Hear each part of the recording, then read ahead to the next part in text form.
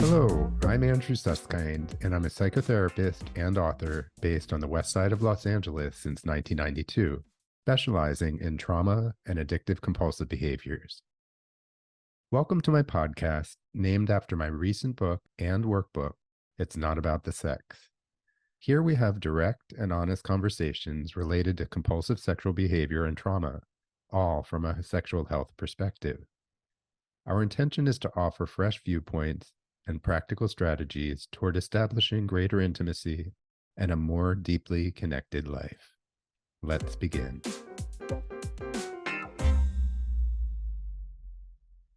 Shame was palpable in my family. My parents were Depression-era babies who grew up in crowded one-bedroom apartments in Brooklyn, squeezing 4 people into each limited space. My father carried his version of shame throughout his life. It manifested in the idea that he didn't deserve the material things that he worked so hard to achieve. You wouldn't have detected it if you met him, but underneath his friendly exterior, he embodied a not enough way of being in the world. Although he played by the rules of his generation and advanced well beyond the simplicity of my grandparents' Eastern European origins, he lived a calculated, risk-avoidant life, an unconscious attempt to keep things small and safe, often a telltale sign of trauma and helplessness. The intergenerational hand-me-downs were undeniable as shame was pervasive in my childhood home. Instead of lifting each other up, we were too burdened by shame to even begin to engage in mutual encouragement. Today, shame lives inside of me as an insatiable hunger that still lingers. I don't find myself as ravenous as before and try my best to seek proper nutrition. Historically, my search to be fed stems from the myth that I was supposed to always be independent. But it turns out that no 5-year-old is supposed to be self-sufficient. Yet, I was rewarded for doing my own laundry and dragging the Hoover vacuum over our shag rugs. From a young age, I was rewarded for doing rather than being. In retrospect, all I ever wanted was to be fully myself without apology. On some level, I knew I was different from my 3 older brothers and the other boys in my neighborhood. I didn't understand it at the time as I tried to conform to typical boy activities, all the while knowing there was something different about me that I didn't understand at the time. Back in the 70s and 80s, being gay was a big secret with a big stigma, fuel to the fire of shame. By the spring of my sophomore year of college in 1985, I couldn't hold back anymore, and I came out gradually to a few people I felt I could trust. My shame subsided little by little, but the carried shame of my parents' generation still lingered, and underneath it, I felt like I had to earn love rather than receive it unconditionally. I had a powerful need to be liked by others, which resulted in me becoming an impeccable listener. My attunement to others became a gift and a wall for others to truly get to know me. Over time, I've learned that shame is simply a feeling that rolls in and out like the tide. Learning to receive unconditional love has been a powerful antidote, even though I still unintentionally resist it. I try to avoid self-attack and try to be more resilient, so I don't have to follow the same shame spirals that my father experienced. For our listeners who know about the book, these are little memoir snapshots, as you call them. And this is the one Andrew's reading from the beginning of chapter 3. And the name of that chapter is Turning Down the Volume on Shame. So, can you tell us a little bit about how you came up with that title? Sure. So, like I just said, it's actually a universal emotion, right? So we all have it, and there's nothing wrong with it. It's not a right or wrong, but it's about really getting to know it. And, as our friend Brene Brown talks about shame resiliency, it's not that it ever really goes away. but how do we turn down the volume on it? How do we diminish the power of it so that it doesn't have to be a predominant energy and something that gets in our way? We discuss this topic a lot, and I know Brené Brown, this is like the name of, I think, one of her books, or it's a topic that is well discussed on her podcast as well. But let's start with the basics. What exactly is shame, and what are the most common shame messages? So the easiest way to think about shame, because oftentimes people can convince themselves that they're actually having guilt when they're having shame, or they're actually having shame when they're having guilt. So if we break it down, usually guilt is when we feel bad about something that we've done, like a behavior, an action, a choice.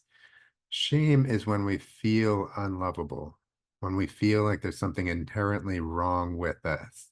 Mm, So shame is actually a stickier emotion, a more stubborn emotion that really hits more deeply. And some of the common shame messages are things like, I'm just not good enough, hmm right? hmm Not good enoughness is a real key to shame. Or I'm unlovable. hmm hmm No matter what I do, I'm just not good enough. I'm unlovable. That there's something about me that is just broken. hmm So those are just some of the shame messages that people will talk about. When you say that, it reminds me, I think it was a year ago, UCLA had a special program like during Mental Health Week. It was like right around this time of year. And Oprah was there with the Surgeon General, and they were discussing just this topic. And they were tying it in with social media. And it was just an interesting concept of not being Mm-hmm. enough, Right. not feeling like you're enough because of the comparison that's going Mm-hmm. on a lot of the times. So it's interesting when you said that, it reminded me of that. So what do you suggest as ways to heal from shame? Minimize your time on social media. Yeah. I mean, I'm saying that a little bit tongue in cheek, but hmm but I think that Oprah is absolutely right that the images that are portrayed, the images that are curated on Instagram, Facebook, etc., are so not true to real life. hmm And yet, if we're compulsive scrollers, right? We're scrolling through Facebook or Instagram or any of those. It's just toxic oftentimes when there's that sense of, am I supposed to look like that? Am I supposed to have that kind of life? Look at how much fun they're having. I'm not having that kind of fun. So that's really one thing to consider, right? Is to minimize social media or use it in moderation.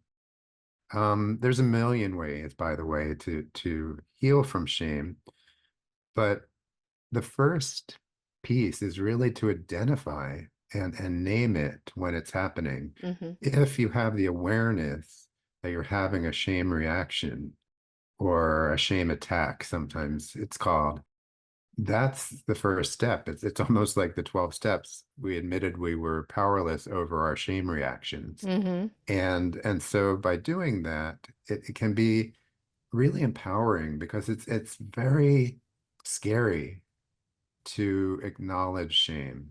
It's not something that most of us really want to admit or bring out into the light. It's like a disowned part of us, a shadow part of us.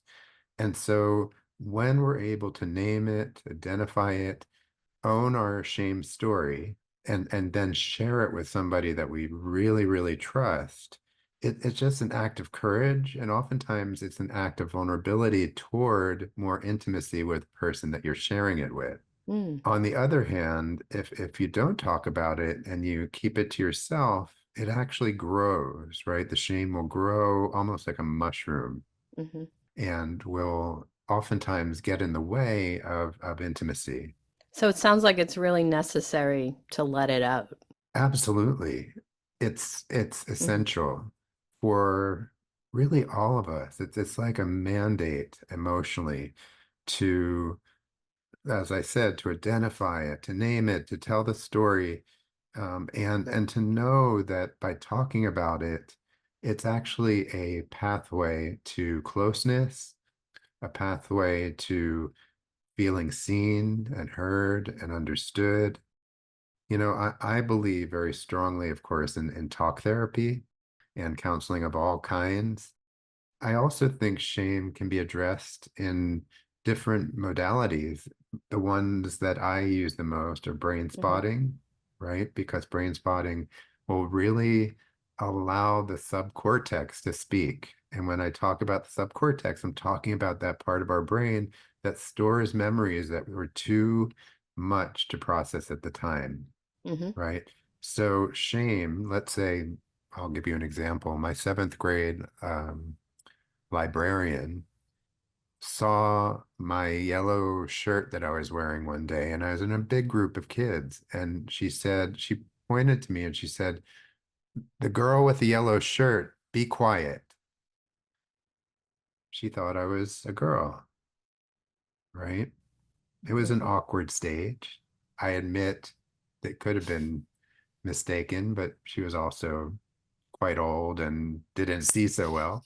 But either way, I remember that moment and it got stored, right? I could do Hmm. some brain spotting around that moment.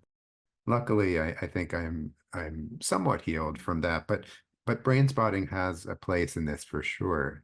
A lot of different trauma modalities can work on this, and group therapy is Hmm. amazing. And I'll tell you what Brene Brown says. She said that shame is given to us by Hmm. others, and shame is healed by Okay. others. I'll say that again.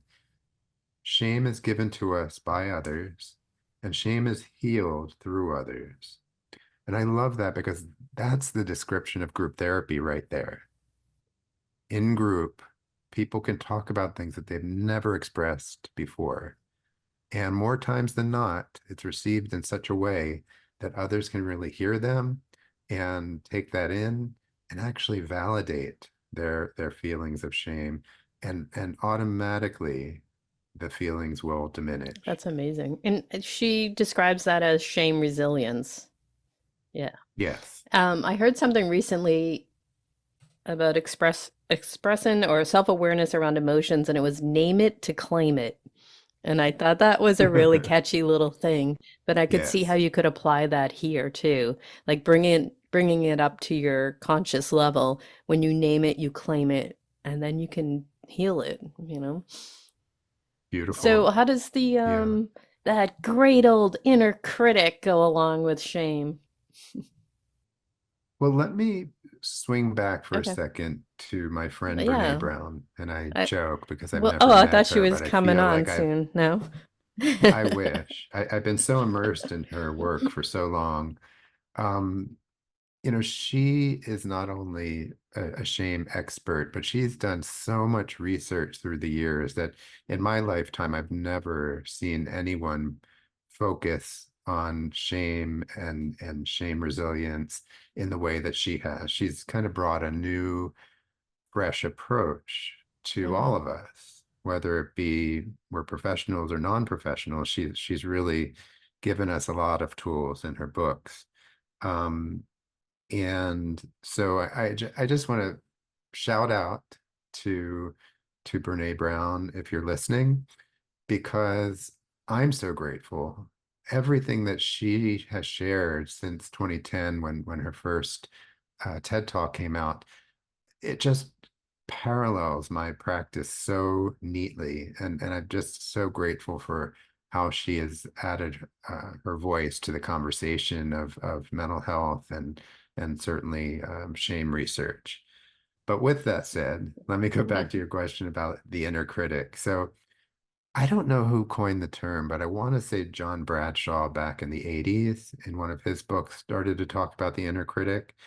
And the inner critic is really the part of us that turns on ourself, right? It turns on ourself in such a way that we have this self-talk that's so negative and so critical that it sometimes can be obsessive and is so automatic that it's just super painful and becomes habit at some Hmm. point, right? The neural pathways get so used to it and it becomes the well-worn path. My inner critic used to be much more powerful, still around, but not quite as powerful as it was. But what it can really turn into, which is so dangerous, is when it turns into self-attack, right? Not just shame messages, but constantly attacking Hmm. oneself for not being enough, for not doing it right, for being unlovable, and for getting stuck in that position of there's something wrong with me. I am broken. So that's where it gets dangerous. And that's where therapy comes in. I mean, Yeah. especially group therapy, but also the other therapies as well. And yeah, that's how the inner critic Hmm. parallels with shame. They're Okay. inseparable. So, getting you mentioned something in there about being stuck. And I know like our listeners will hear us chat about self like awareness. Awareness is huge. And so noticing that you do have that inner critic and noticing the times when you are stuck, it's important then to go to therapy like you say, or maybe even start having some mindful self-compassion, and that can be helpful. There's so many things, Sue, that can be part of that, right? I'm a big believer that there's no cookie cutter answer to any of Right. this. And what's most important is that this stuff comes out and that there's movement so that it's not so Hmm. sticky. So it could be journaling, it could be meditating, it could be calling a friend, it could be going for a walk. Anything that breaks the Right. pattern and anything that can process this stuff so that it just doesn't stay so stuck, right? And you mentioned, I interrupted you, but you mentioned mindful self-compassion. As we've talked about on the podcast a few times, mindful self-compassion is really, in a way, it's a very simple but profound process. And there's three main steps that go along with it. The first step is to acknowledge in this moment, I am Hmm. struggling, or in this moment, I am suffering, right? That's number one. Number two is, there's thousands, maybe millions of people also struggling and suffering in a similar way to what I'm going through, right? So there's a lot of people in this boat, a big boat of people. And then the third one, the third piece, which I think is sometimes the most challenging, is can I be kind to myself in the way that I'm kind to others, Right. right? Can I be kind to myself in the way that I'm so freely kind and loving with others, right? So that's really the mindful self-compassion sequence. And they're easy to Hmm. remember. They can be used at any time. But if you're having shame or if you're having self-attack of any kind, that this is a beautiful, easy, and sometimes very effective way to shift the gears. I love it. Me too. So the Janet story of practice and imperfection, that's one of the stories that you have at the end of this chapter. It is. It's a short story that I'd like to share with our listeners. And it's called Practicing Imperfection, which goes like this. Janet had 2 years of time on her sexual recovery plan until she lost her job and unexpectedly needed to move out of the apartment she loved. The stress was too much, and she turned to her old ways of porn and masturbation as an attempt to cope with this double whammy. She attended two 12-step meetings a week and worked on the steps weekly with her sponsor. Janet was no stranger to witnessing imperfections in the rooms, but this was her first personal experience of falling off the wagon. She told her sponsor what happened, and was advised to go to a meeting ASAP and share about her recent stressors. As a result, she received a lot of encouragement to double up on her contact with program and to be compassionate with herself about the slip. Initially, Janet felt shame, which slowly turned to relief when others revealed their imperfect, bumpy roads. Yeah, before we wrap this up, are there any last takeaways you want to share? Well, there's a few takeaways, really. Mm-hmm. I just shared about imperfection, and I think when we're talking about shame, we're often talking about perfectionism. Being really kind to yourself, knowing that we're all perfectly imperfect and that everyone is worthy of unconditional love and acceptance. In a way, what's most important about this experience of turning down the volume on shame is to just begin by noticing it. Just observe with curiosity and non judgment as best you can, because that's going to give you a starting point of allowing yourself to just breathe, right? And to not have to have all the answers, and to know that some of the healing is actually through others, that you don't have to do it all by yourself, that it can be in a group therapy, it can be with meditation with God or universal energy or nature, but really know that you're not alone and that this is part of being human and also part of healing in general. Thanks for listening today. It was wonderful sharing the time with my colleague and friend, Sue Merlino, and discussing this really meaningful topic. If you're so inclined, please give us a 5-star rating and be sure to subscribe and share my podcast with those who may benefit. I look forward to you joining us the next time, and don't forget to stay connected.